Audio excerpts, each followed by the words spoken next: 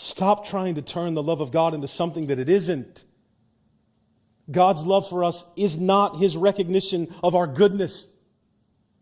God's love for us is not His recognition of our level of commitment or our effort or our intentions. It cannot be earned. The fact that shakes the foundations of the universe is that the God who is 3 times holy, who dwells in unapproachable light, who cannot be seen, is simply just more gracious and more merciful and more loving than we could ever dare hope and ever dare dream. He runs towards sinners.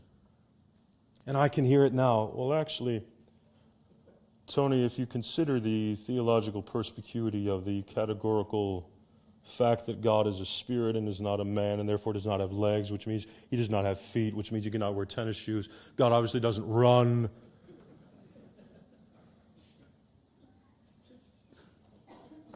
Yeah, it's a metaphor. And the fact is, the Lord Jesus Christ just made the longest story of these 3 a point about a father getting up and running towards a sinner who's coming home. God's love, beloved, is the revelation of who He is. It is not His response to what we are.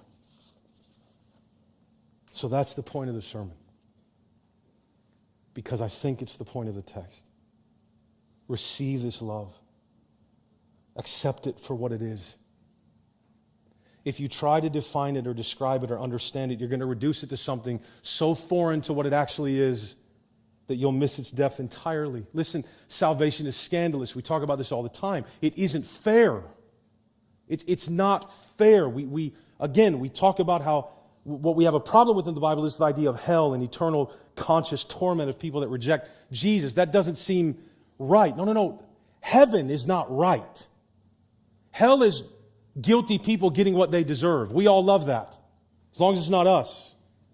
Heaven is guilty people getting what they don't deserve because the innocent Son of God was punished on their behalf. So if there's anything, again, I know I say this all the time, but it needs to land in us. It needs to land in me. If there's anything in this book that feels unfair, it ought to be heaven and it ought to be the cross, not hell.